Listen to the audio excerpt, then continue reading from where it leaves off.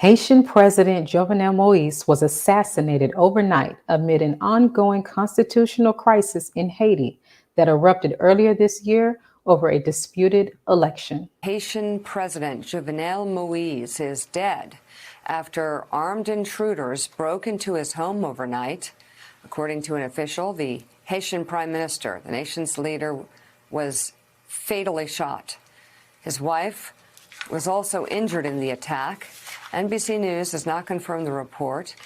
The statement did not identify the assailants, but said they were Spanish-speaking. This comes amid months of political upheaval within the country over calls for the president to resign. Again, Haitian President Jovenel Moise apparently shot and killed inside of his home. Joining us to discuss this is weekly contributor Brian E. Muhammad, writer for the Final Call News. Greetings, sir. Greetings, Rosalind. Thank you. Yes, sir. Thank you. We learned today that the Haitian president, Jovenel Moise, was assassinated overnight. Has anyone or any group claimed responsibility for his assassination? No, no one has claimed responsibility. In fact, the reports that has been going on all day about it, particularly from the interim Prime Minister Claude Joseph, who said that they don't know who did it. And there was some footage apparently that was captured where they heard English-speaking people and Spanish-speaking people, which implies that these were, outside mercenaries or outside foreign interests that did this act in the wee hours of the morning. Are there any suspects being mentioned? No, not yet. But just this general description and the vow of the Haitian government that the perpetrators will be brought to justice. But it's very volatile, and at this point, the various people that I've been speaking to throughout the day concerning this, it could be anybody. He has had problems with so many different elements and influences in the country that it's hard to tell right now, just from face value of who it could have been. Okay. Now, speaking of his issues that he's had since he's been in power, how did the Haitian president come into power to begin with? Well, he was elected in 2016 elections, and he actually 2015, I think it was, but he was elected, and of course these elections was disputed at the time, and in fact his coming into office was actually delayed for almost a year at the time, which kind of leads into the current, you mentioned in your opening, the constitutional dispute that's going on now. And the constitutional crisis is rooted in that problem of those initial elections, because he's saying that, or his position was that since I was delayed into coming into office, then my term actually started at the end of that delay, which would take him to have ruled, if he had lived, until February of 2022. But the argument against that is the elections that many people are saying was rigged and all of that. I don't know, but this is what they're saying.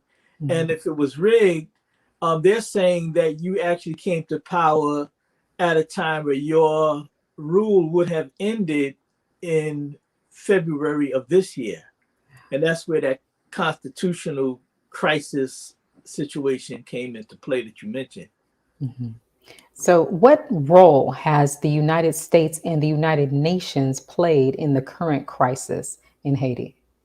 Well, these were two, especially the United States, was two of the main outside meddlers, particularly the United States, meddling in the affairs of Haitian governance, Haitian life, controlling the country of Haiti, along with certain powerful elites, what they call the bourgeoisie, in the country, and it was the United States. Now, this issue with the United States meddling actually started in the early 20th century, around 1915 or so. You know, the United Nations came in to play more so um, when the United States orchestrated the overthrow of Aristide, Bertrand Aristide, who was the Haitian priest who was in power in the early 90s, and the United States overthrew him.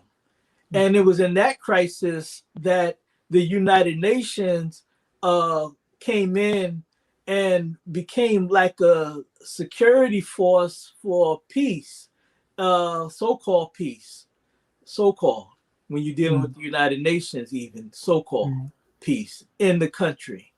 And that's kind of where this dual problem of the United States and the UN in the affairs, the internal affairs of Haiti, really jumped off the way we see it happening today.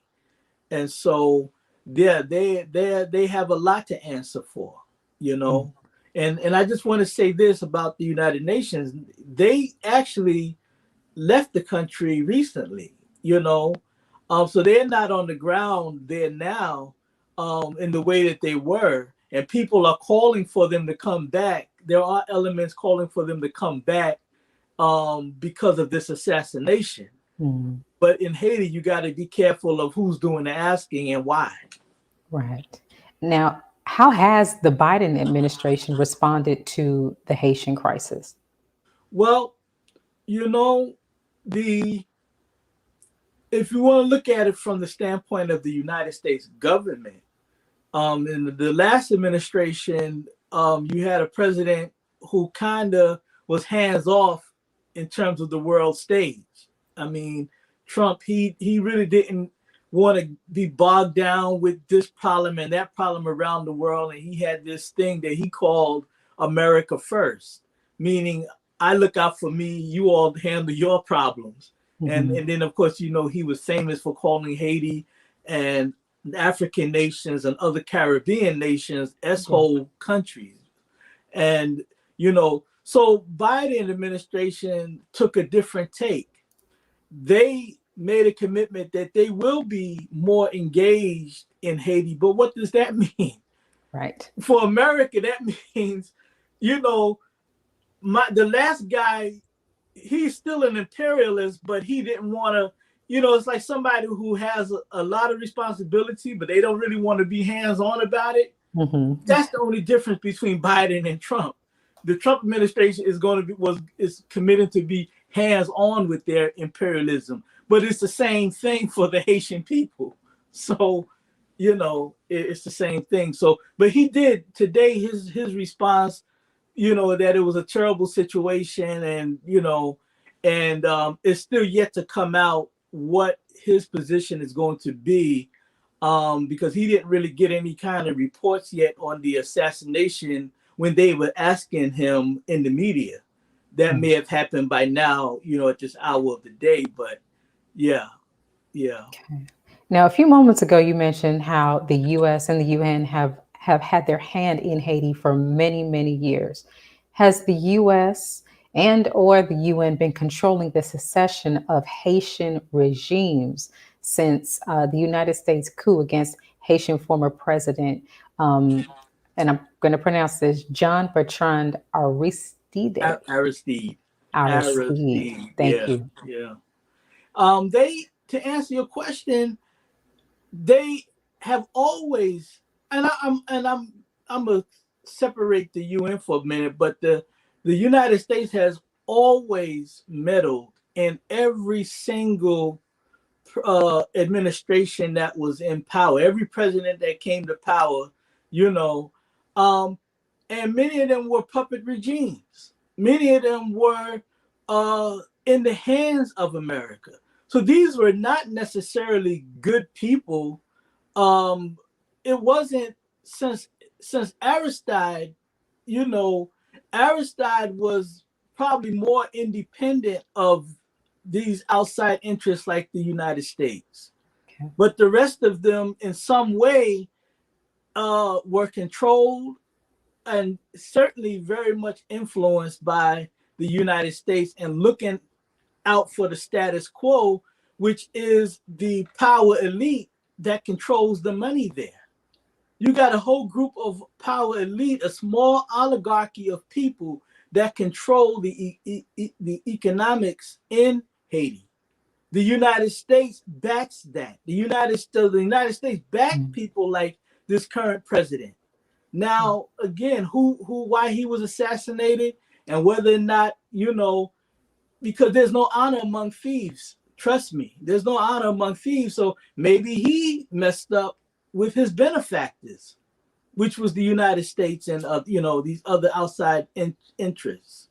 I don't know, but yes, to answer your question, they've had this running relationship with them all. Okay. Now, very quickly, before we go to break, can you tell us, can President Moise's regime be compared in any way to the terror reign of the U.S. and France backed Duvalier family under Francois or Papa Doc, who ruled in Haiti? Yeah, I mean, corruption is corruption, and I think that the real comparison, how do you compare um corrupt people? Like, how do you compare? They both had so much bloodshed, both all three administrations, I would say, because Papa Doc and then his son, and they both was very problematic. All of them were problematic for the Haitian people, as we can see. Um, I have to leave that to the analysts, the Haiti analysts, really to really say, where do we cross the T's and dot the I's, and and talk very specific in terms of comparisons. But they all were bad for the Haitian people. Okay. Let's pause for announcements from our sponsors. When we return, we'll bring back the discussion of this week's Final Call article, Intentional Blindness, Warmongering Keeps Feeding U.S. Downfall. We'll be right back. Be a part of the force that powers truth in journalism. Go to nnvnews.com/donate. Worldwide, 24 hours a day, 7 days a week. Download the Final Call radio app and take us everywhere. On your phone, on your computer, on your tablet, on Instagram, Facebook, and Twitter. You can also log on to finalcall.com and click the Listen Live button, or finalcallradio.com. Final Call Radio, the official voice of the Honorable Minister Louis Farrakhan and the Nation of Islam. Please share your thoughts with us in the comment section below. Follow us on social media at NNV News, and please subscribe to our YouTube channel at National Network View. I am Anissa Muhammad with nnvnews.com.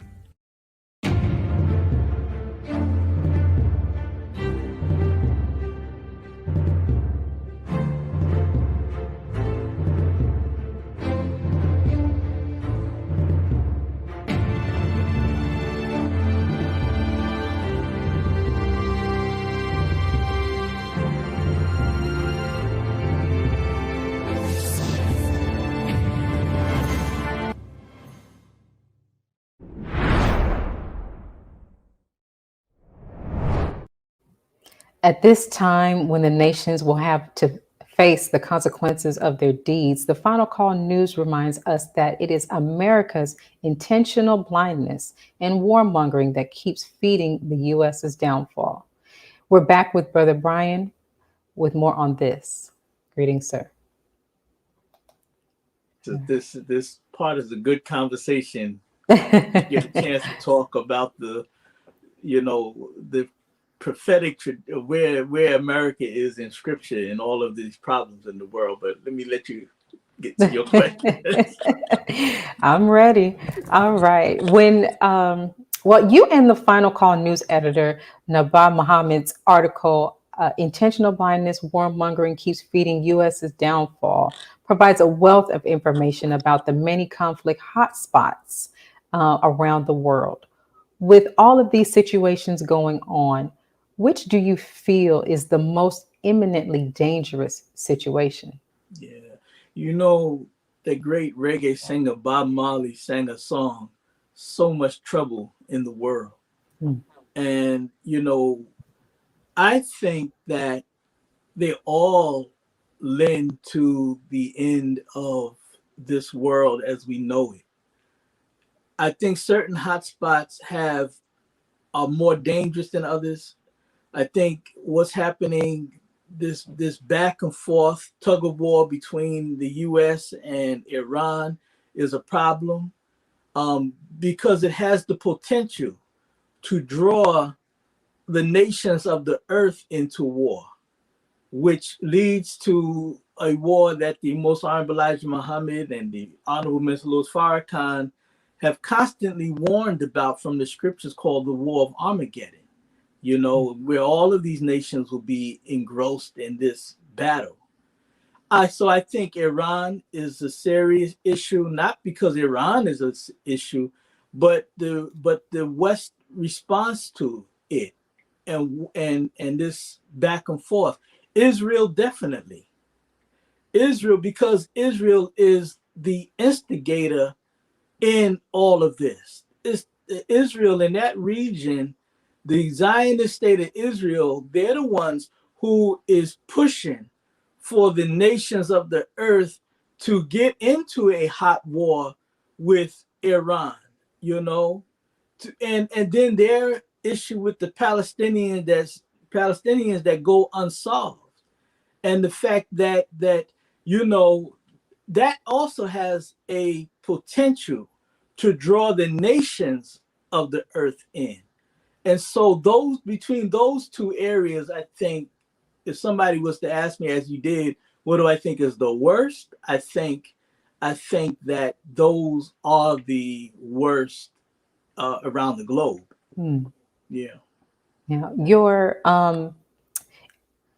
thoughts on this. Do you think we are living in the day of God's judgment? Yeah. We are taught by the Most Honorable Elijah Muhammad, and again, the Honorable Louis Farrakhan has been the chief warner in our midst today to talk about the time that we are in. And as many of you out there know, he has a lecture series called "The Time and What Must Be Done."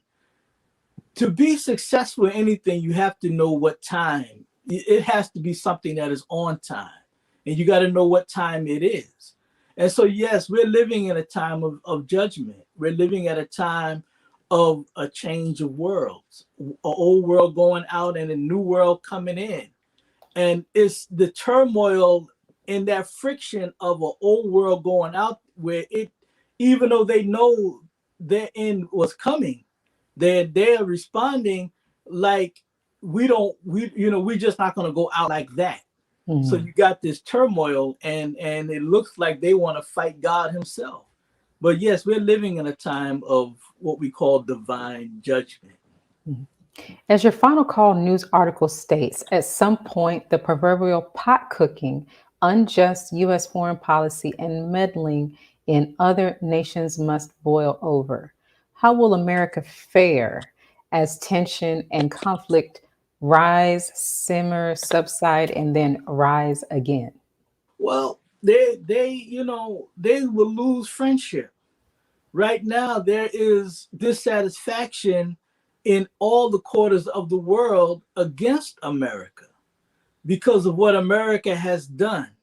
The United States just don't go and hurt governments that they are at odds with. they hurt the people of those governments through sanction regimes, through, through doing things that will hurt the masses of the people, in hopes that the people will rise up against their governments for change. But they are actually becoming more dissatisfied with America. But here's the thing. America is not going to be touched. I don't care if like what happened with 911, the unfortunate situation like that took place. No outside entity is going to destroy America or come in and do that and be successful. Because according to, and I'm just speaking from the standpoint of being a student of the Most Honorable Elijah Muhammad and Minister Louis Farrakhan, who taught that America is a preserved place for God to deal with. America is first on the list of all of the nations that God is going to sit down to establish his nation, a government of peace that we can all, a universal government of peace wherein we all can live in peace together. God is not going to set up a new nation to add to 196 cesspool of nations at the United Nations. We're not the 197. He coming to establish a kingdom wherein he will be the ruler, the king, the not one of a number of heads. There will be no more. They all will be removed and sat down. So yeah, this is where we're at right now. Mm-hmm.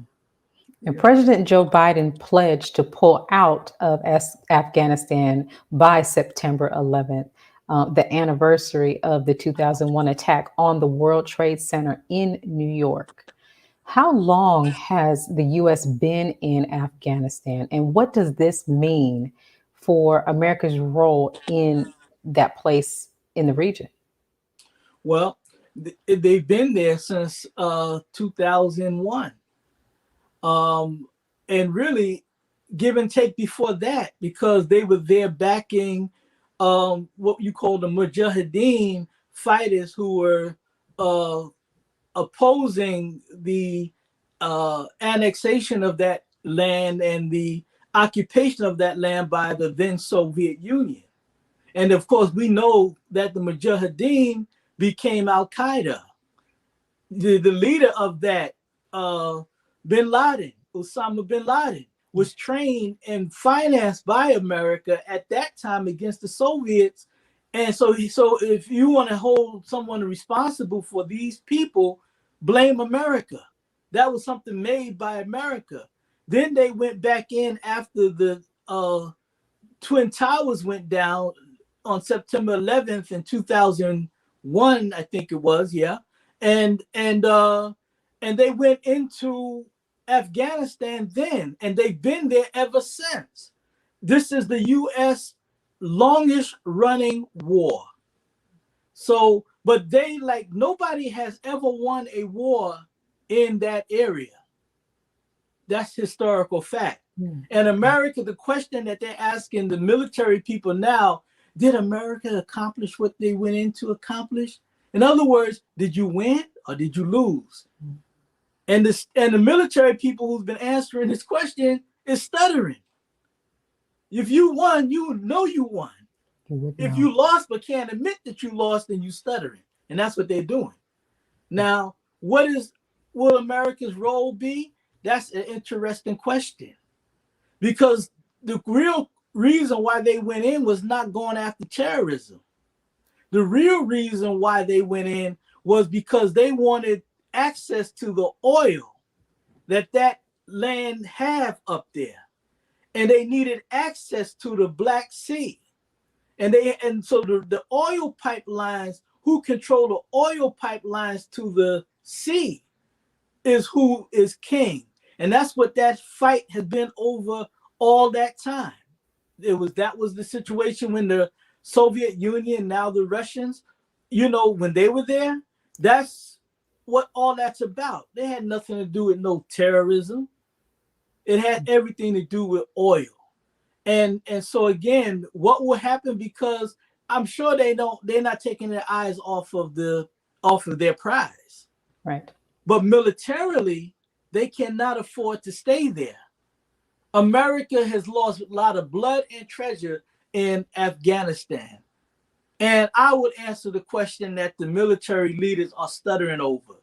You lost. You lost. You got your tail between your legs, and now you got to come back. As the Honorable Elijah Muhammad said would happen. He said that they will be ran out of that part of the world. They would be ran out, and it's happening right in front of our eyes. Yes. Now, the Honorable Minister Louis Farrakhan warned in a recent Final Call article that ultimately every oppressed people, every enslaved people, every people not free, find the way to become free. Everyone who takes the road of the oppressor, the enslaver, the exploiter is ultimately set down. Are we witnessing this now? Yes. That's why you see them losing all over the world. There is a universal cry, an intense universal cry for justice everywhere in the world, where people are rising up against their own tyrants. It's happening in Africa. It's happening in what they call the Middle East. It's happening in the Far East. Look at how they responded to the coup in Myanmar.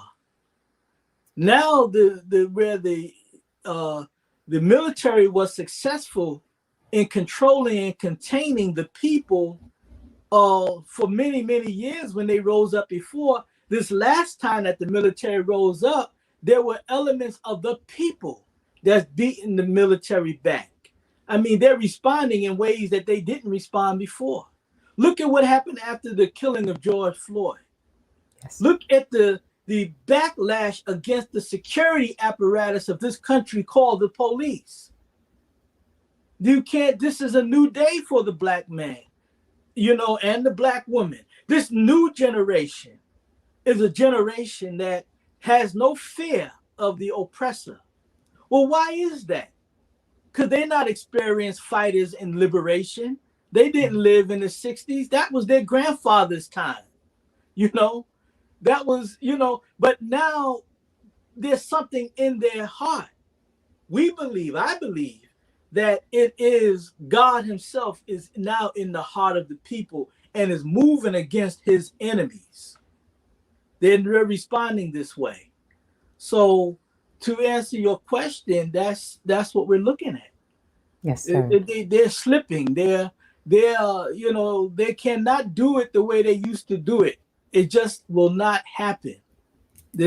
Our young people are not going out like that. And I'm saying for our young people here in the United States and throughout the world, this current generation is like, hell no. That's right. Yes, sir. Let's pause for announcements one more time for our sponsors. When we return, we'll have more insight from NNV contributor Brian E. Muhammad. We'll be right back. Be a part of the force that powers truth in journalism. Your support helps to combat false media. Cash App NNV News. Asiatic Minds, online education, helping our children to discover their God-given skills, gifts, talents, and passion that will allow them to see their greatness as well as the greatness of our people. And upon discovering that greatness, infusing them with the desire to use it for the betterment of themselves, their families, our people, and the world. Classes begin September 1st. To enroll, visit AsiaticMinds.com. This is Sister Sajda Muhammad. We are proud to announce that the Sajda House commemorative Elijah coins are finally here. This priceless heirloom, made from recycled copper from the messenger's home, is now available at sajdahouse.com. Greetings from National Network View. This week's Final Call cover story headline reads, "Severe Weather Lashes America," As hurricanes struck the south and tornadoes hit the Midwest region, droughts strangle western states as the forces of nature and the destructive force of weather punishes the United States. The divine judgment of God is intensifying in the country. This FCM volume number 39 edition middle page article by the Honorable Minister Louis Farrakhan is entitled, God Has Come for the Black Man and Woman. To read more, subscribe to finalcalldigital.com and tune in to the all-new Final Call Radio. This is the nnvnews.com Final Call cover report. Please make sure you leave your comments and questions in the comment section below. Follow us on Facebook, National Network View, and make sure to check us out on Twitter as well, National Network View. This is Sergio Gutierrez with National Network View, signing off.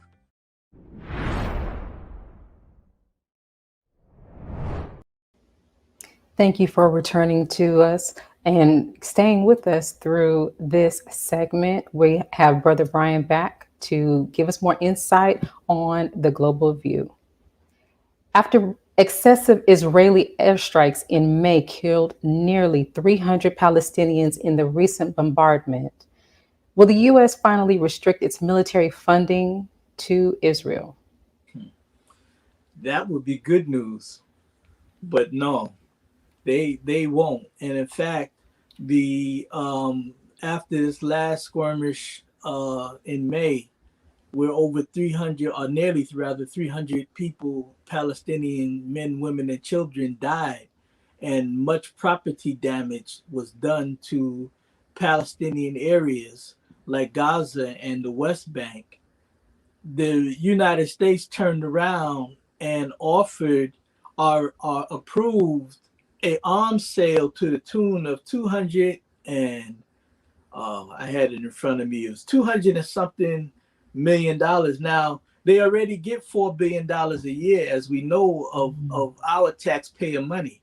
They are the biggest welfare recipients in the whole world, Israel. And that's just what they get from the United States. If we do the numbers that they get from other countries, I mean, it's just that much more. But they signed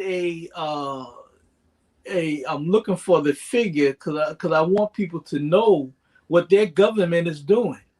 You know, it was I can't find it, but it was it was millions of dollars worth of arms, and really it was to replenish what they used against the Palestinians just last month.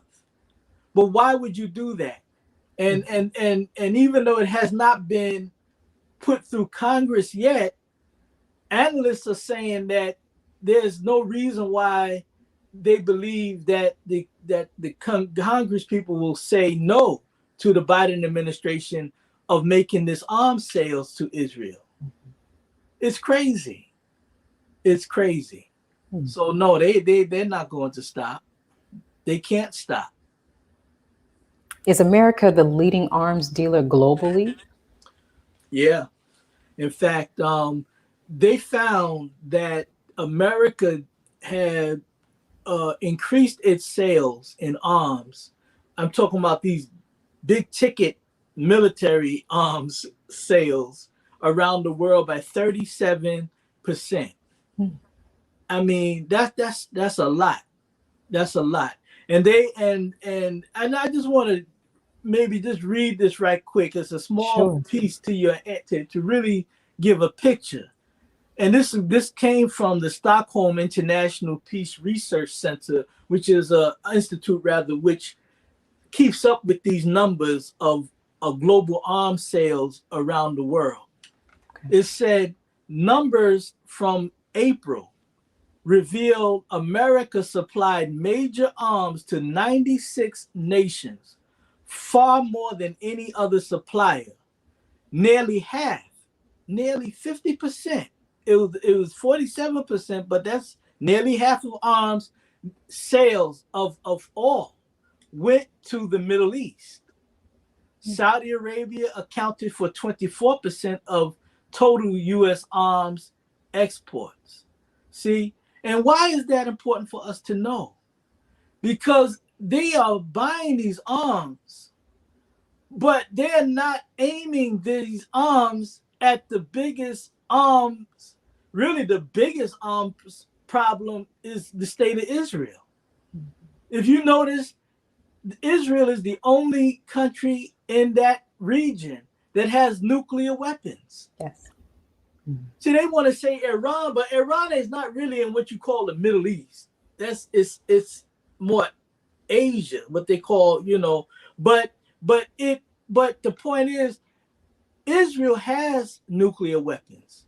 No other country has nuclear weapons. But then when you see them buying these arms, they're not talking about containing and putting Israel in check. All of them are talking about, we're getting these arms because we got this problem called Iran near us. Right. Particularly Saudi Arabia. See? It says this. So you're buying these arms to kill each other as Muslims? How are you killing your own Muslim brother over a political problem, over geographic issue, real geopolitical problems, at the instigation of Israel and America?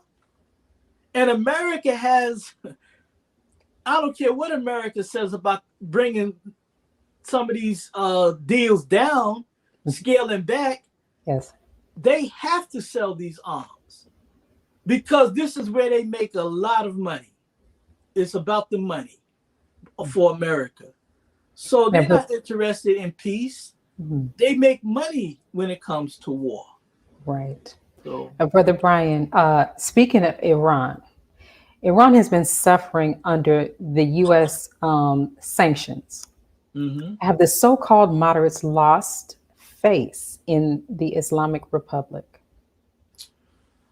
Well, I think that, no nation enjoys, or no leadership enjoys 100% satisfaction from its people.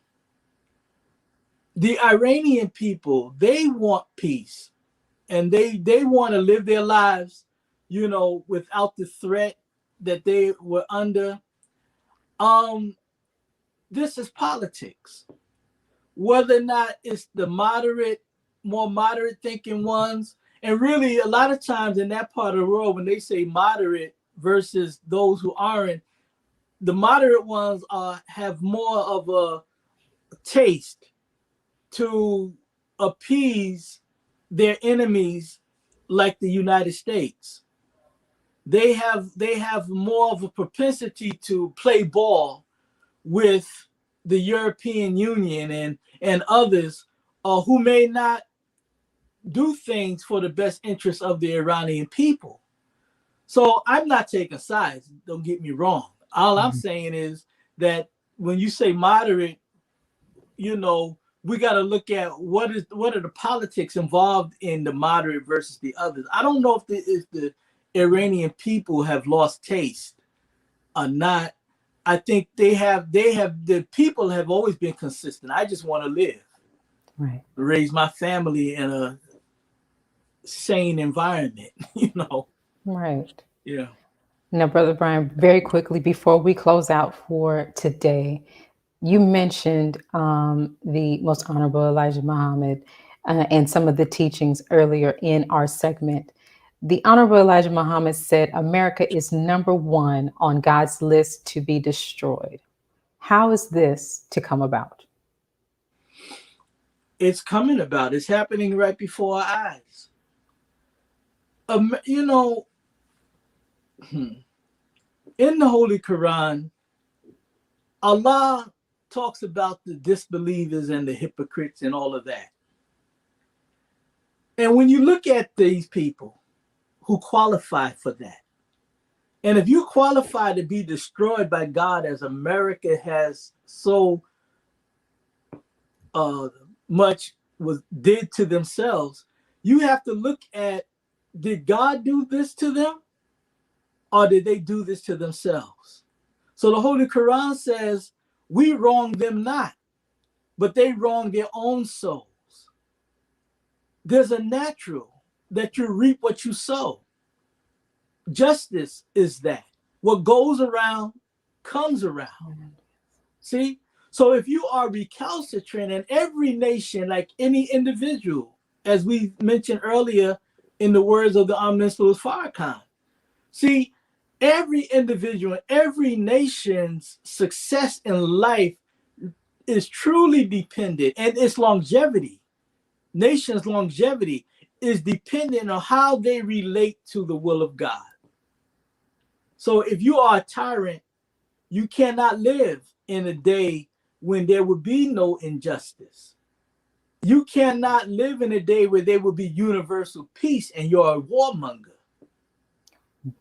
And so God warns them of this. And when they do these things precipitously, continuously do this, they put themselves outside the pale of the will of God. But did God do this to them? No, they did this to themselves. And he is merciful by even saying, if you stay on this course, this is what's going to happen to you. If you drive inebriated under the influence, you might hit something and die. Well, they've been under the influence of Satan. This world has been under, and we're saying that if you continue to drive this nation under the influence, something bad is going to happen. We're not saying it. God himself is saying it. God is saying it. Thank you so much for all of your insight this evening, Brother Brian. We look forward to speaking more with you on the Global View Report next week. Thank you. Yes, sir. Thank you for joining us today and tuning into National Network View News. Please share your thoughts with us in the comment section below. Follow us on social media at NNV News, and please subscribe to our YouTube channel, NNV News. This is Rosalind Parks with National Network View News. Good night. Be a part of the force that powers truth in journalism. Go to nnvnews.com/donate.